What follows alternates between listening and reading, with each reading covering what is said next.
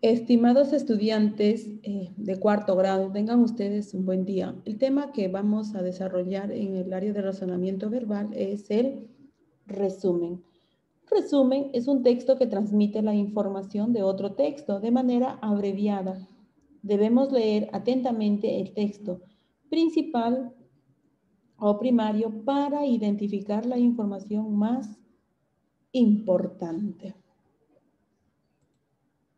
El resumen expresa de forma breve y precisa el contenido más relevante de una información.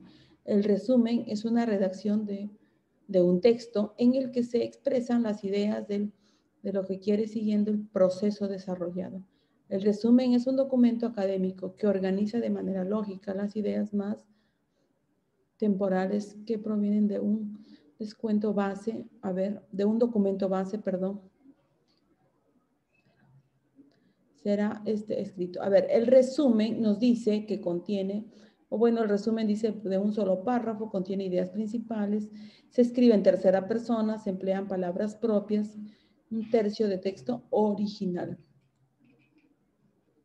Nos dice, ¿cómo resumir un texto? A ver, nosotros para resumir un texto tenemos que conocer a fondo el texto, ¿sí? Entonces nos indica tener una primera lectura. Texto largo, dice texto corto. Tener una primera lectura, leer, analizar de qué se trata, cuál es el tema, la idea principal, ideas secundarias, y luego subrayar, ¿sí? Hacer la técnica del subrayado y resumir lo más importante. Pensamos en lo más importante y lo subrayamos, nos dice. Luego cerramos el libro, organizamos la información por escrito o mentalmente. Siempre resumimos con nuestras propias palabras lo que hemos entendido. Empezamos a redactar nuestro resumen. Solo abrimos el libro para hacer consultas puntuales de lo subrayado. ¿Sí? Redactamos nuestro texto. Recordando que para resumir tenemos que hacer primero una lectura, conocer el texto. Estructura del texto.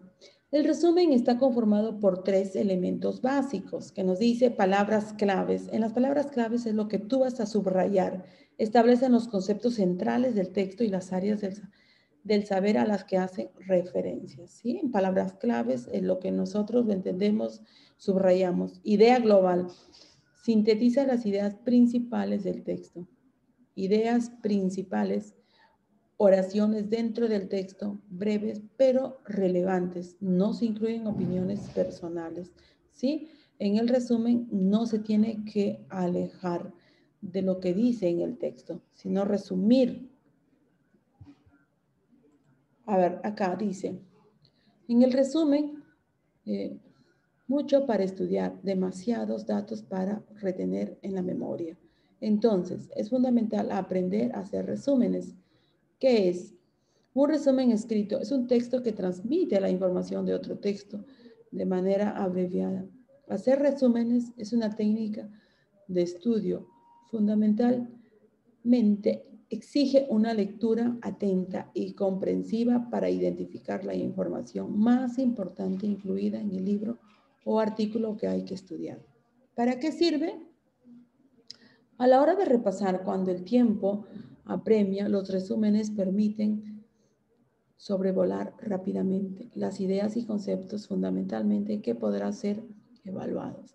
El resumen también sirve para transmitir de forma breve y global los contenidos de un texto a alguien que necesita informarse en poco tiempo o que busca información específica. ¿Y cómo hacer un resumen? Hacer un resumen implica transformar un texto que llamaremos base en otro texto que reproduzca el cuerpo de ideas principales del primero en forma global y breve, dejando de lado las ideas accesorias. Dice texto base, el resumen. Para eliminar oraciones o párrafos del texto base, hay que analizar qué es lo que puede ser suprimido y para eso hay que reconocer cuáles son las ideas principales y cuáles son las ideas secundarias subordinadas a aquellas.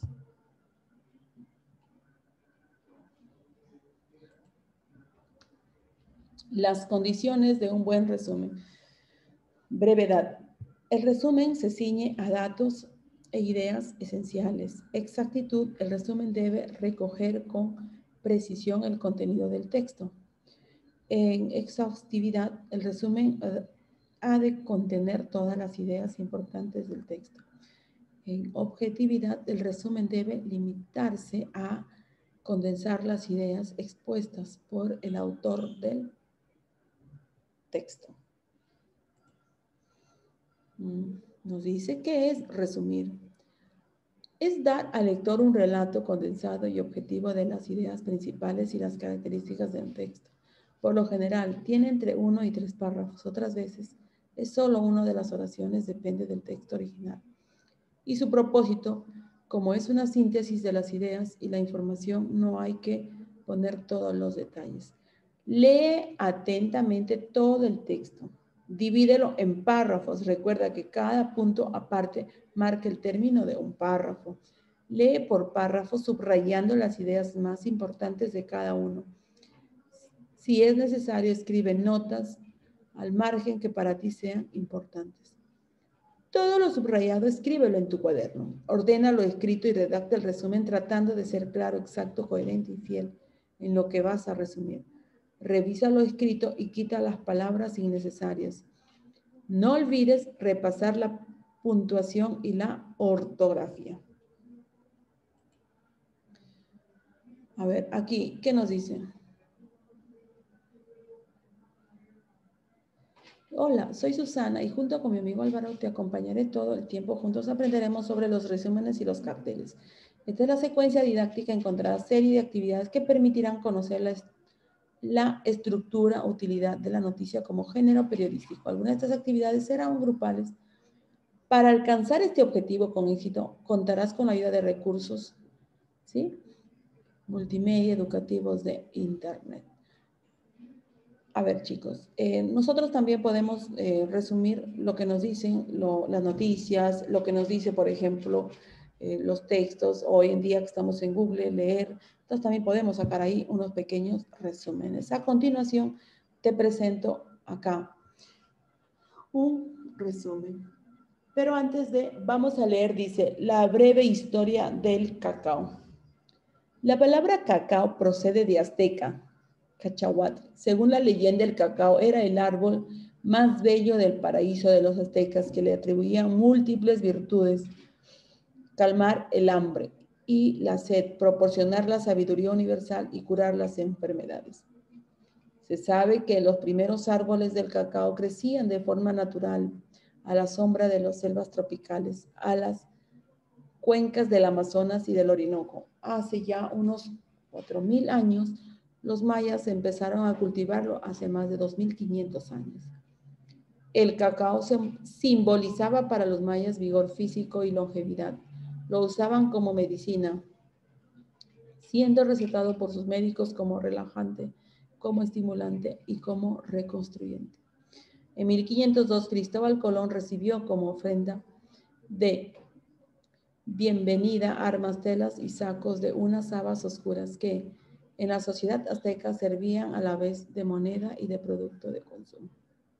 Sí, entonces mira, estimados estudiantes, aquí estas palabras que como ustedes ven acá de puro color turquesa, entonces eso es lo que ya, bueno, se ha podido resaltar, ¿sí? Que se puede decir que estas son palabras claves y palabras importantísimas para elaborar mi pequeño resumen. ¿Sí? Entonces, todas estas palabras, bueno, empezamos, nos dice, a ver, todo lo que está subrayado debe estar en el resumen. En este texto explica el origen del azteca y la leyenda del cacao. A continuación, el autor comenta su origen en las selvas tropicales y su cultivo por los aztecas. Además, se habla de la simbología maya. Finalmente, el cuarto párrafo explica el uso comercial del cacao en la época de Cristóbal Colón. ¿Sí? Entonces, estimados estudiantes, para nosotros realizar resúmenes es importante, bueno, también podemos resaltar, ¿sí? Tener a la mano un resaltador, y si no tenemos resaltador, subrayar, ¿sí? Subrayar con un lápiz o con con los materiales que ustedes puedan utilizar. Pero lo recomendable es utilizar acá el resaltador. A través de lo que vamos a subrayar, pero que sean palabras importantes. Si en el título me dice breve historia del cacao, entonces empezaré acá, como se dice, pues el cacao de los aztecas, y así sucesivamente. A ver, a continuación tenemos otro texto. Los videojuegos. Los videojuegos cada vez más adquiriendo la mayor importancia en nuestra sociedad. Seguro que estarán de acuerdo con esta afirmación. Ya no solo una distracción de unos pocos, incluso el creador del Nintendo, Shigeru Miyamoto, ha dicho los videojuegos nos hacen mejores. A pesar de esto, son diversos de los sectores que nos apoyan esta opinión. Por eso catalogan los videojuegos de perjudiciales y no dudan en decir que empeoran la educación de los niños. Y eso a una gran mentira. El por qué los videojuegos estimulan una parte del cerebro, mejoran la psicomotricidad de los niños y la rapidez mental de los jóvenes. El punto malo de este tema es que puede ser adictivos como tales de otras formas del ocio. Las palabras, si no presentan la atención necesaria que un niño necesita, a este se le puede causar daños morales al jugar a videojuegos para mayores de 18 años.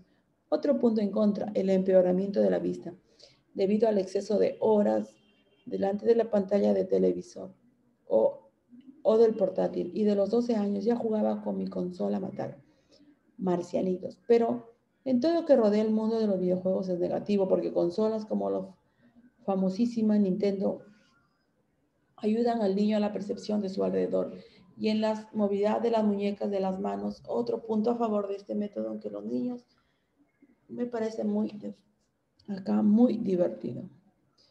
Dice, en definitiva, la innovación, el pan nuestro de cada día y nos ayuda con la vida cotidiana, es decir, los videojuegos, es la innovación importantísima cada vez que aportan novedades. En un futuro próximo más depara agradables sorpresas, por lo tanto debemos desterrar la idea de que los videojuegos solo están destinados para un sector de la sociedad y los videojuegos hace tiempo que han llegado y lo han hecho para quedarse. A ver, estimados estudiantes, aquí entonces nos está hablando de los videojuegos que algunos afirman, bueno, que es una distracción de psicomotricidad para tu cerebro, que estimula. Pero para otros lo afirman que pasar horas tras horas como que te vas a volver a una adicción y eso, adicción, como que dejas de lado otras cosas y te vuelves adicto. Pero en conclusión, aquí lo que se ha podido subrayar acá, que dice, los videojuegos, según